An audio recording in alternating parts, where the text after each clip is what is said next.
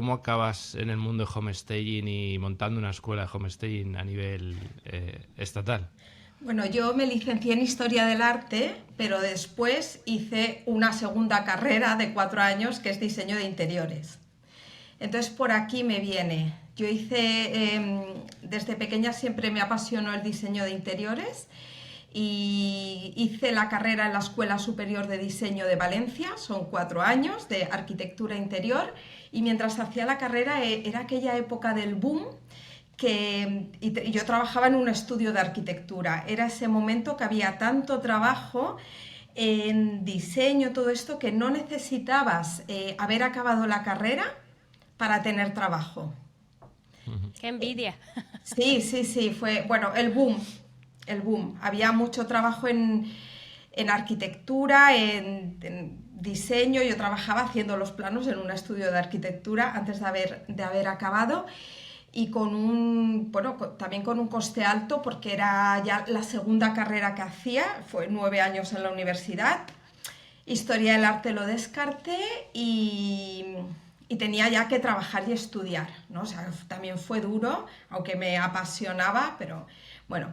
Al acabar me fui a vivir a Brasil y al volver, no volví a Valencia, que es mi ciudad, donde había estudiado todo, sino que fui a Barcelona porque había más oportunidades en diseño y ahí empezó la crisis. Aún no se hablaba, pero ya se notaba.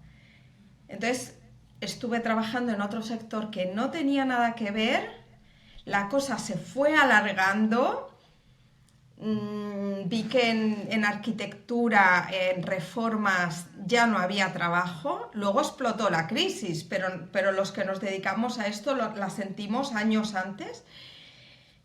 Y bueno, pues un día apareció en mi vida el homestaging, que era un concepto que yo conocía a través de unos chicos franceses que lo habían traído de su país, también en Barcelona. En Madrid ya habían unas holandesas que también lo habían traído de su país. Y la verdad es que pensé que como interiorista tenía una oportunidad aquí. Me empecé a fijar en las inmobiliarias y dije, ostras, qué mal que presentan los pisos. Al final no era que mal que los presentan, es que directamente, tal y como están, van y hacen las fotos con el móvil y ya está, sin ningún tipo de conciencia sobre cómo se debería de presentar el producto inmobiliario. Vi que hacía falta fotografía de interiorismo, fotografía profesional y diseño. También me di cuenta en ese momento, era hace mucho, empezaban las redes sociales, me di cuenta que esto como profesional del diseño, que esa no era manera de presentar el producto. Y ahí vi la oportunidad y empecé.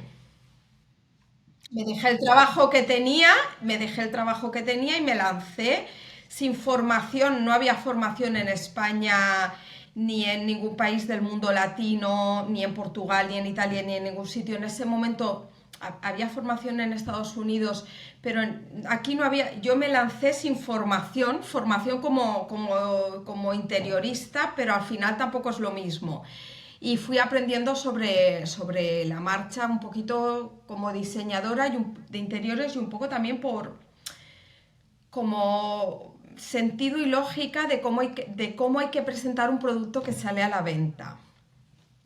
Y ahí empezó el camino. Sí. Justo tú estabas hablando de que tú empezabas justo cuando la crisis, ¿no? Que además en esa época entiendo que vender un piso era más difícil que ahora. Ahora es mucho más sencillo, pero en aquella época, claro, tú llegabas a un portal inmobiliario y entre que la gente estaba asustada por todo, que no daban muchas hipotecas, que la cosa estaba así, necesitabas un plus, ¿no? Para darle a esos pisos para que saliesen a la venta. Sí, yo empecé la crisis, ya estaba ahí, no es cuando empezaba en el fondo, ya estaba ahí la crisis. Y fue muy difícil porque quien vendía, vendía porque le iban a desahuciar, porque Ujú. vendía por debajo de lo que compró. Entonces, quien vendía, vendía perdiendo. Y era porque estaba en un momento difícil. Entonces, claro, las inmobiliarias se les planteaba, pero ¿cómo vamos a invertir en un piso que cada mes vale 3.000 euros menos que el mes anterior? O sea, es. Entonces, sí, fue difícil. Además, no se conocían estadísticas, no sabían si esto funcionaba. La verdad es que fue difícil. Sí que es verdad que nada más empezar a trabajar, veíamos las revalorizaciones y pisos que llevaban un año a la venta que se vendían en 3 días, este tipo de cosas, a pesar del momento. Y entonces, bueno, la cosa empezó a rodar. Pero sí, sí que fue muy difícil convencer a la gente, la verdad. Yo no fue llegar y triunfar, tuve que demostrarlo y trabajar con situaciones difíciles a veces. Sí, sí. Siempre se dice que detrás de una crisis hay una oportunidad, ¿no? Yo creo que esto que cuentas es un ejemplo de ello, porque a pesar de la crisis inmobiliaria, te lanzaste y encontraste una oportunidad allí. Sin duda, sin duda. También pensar que era un momento en el que, a ver, el sector inmobiliario venía de un momento en el que vendían todo sin esfuerzo. Ellos me dicen, es que nosotros no vendíamos pisos, es que nosotros despachábamos pisos.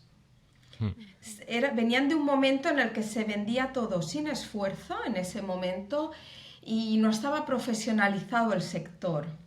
Además se había liberalizado, es decir, el que quería se ponía una inmobiliaria, aunque no tuviese apenas formación.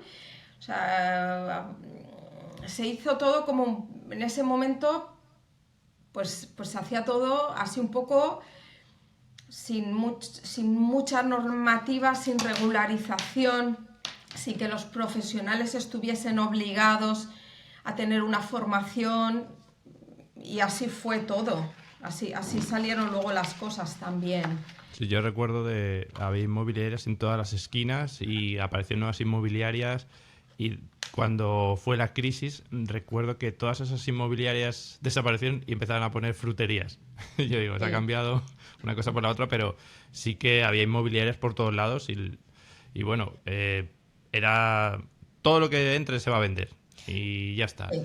Para situar un poco temporalmente, estamos hablando del año 2011-2012. Sí, 2000, sí, por ahí. Sí, 2010 también, sí. Ese momento. Y tú fundaste en 2011 Spa Interior Homestaging, ¿no? Sí, 2010-2011, sí. Monté primero la empresa de homestaging, que se llama Spa Interior. Y después yo siempre había tenido la espinita de la formación. Me gustó siempre formar, siempre he querido dedicarme al diseño de interiores y también a la formación. Y monté luego la escuela, una escuela pequeñita que luego se hizo grande. ¿Y qué se aprende, Ana? ¿Qué se aprende cuando empiezas a emprender en un sector nuevo, en un mercado en crisis, con clientes que no sabes lo que les estás ofreciendo? ¿Qué se aprende en esa circunstancia? Bueno, yo siempre he tenido claro que las cosas hay que demostrarlas. Entonces, yo lo que aprendí es a demostrar que esto funciona.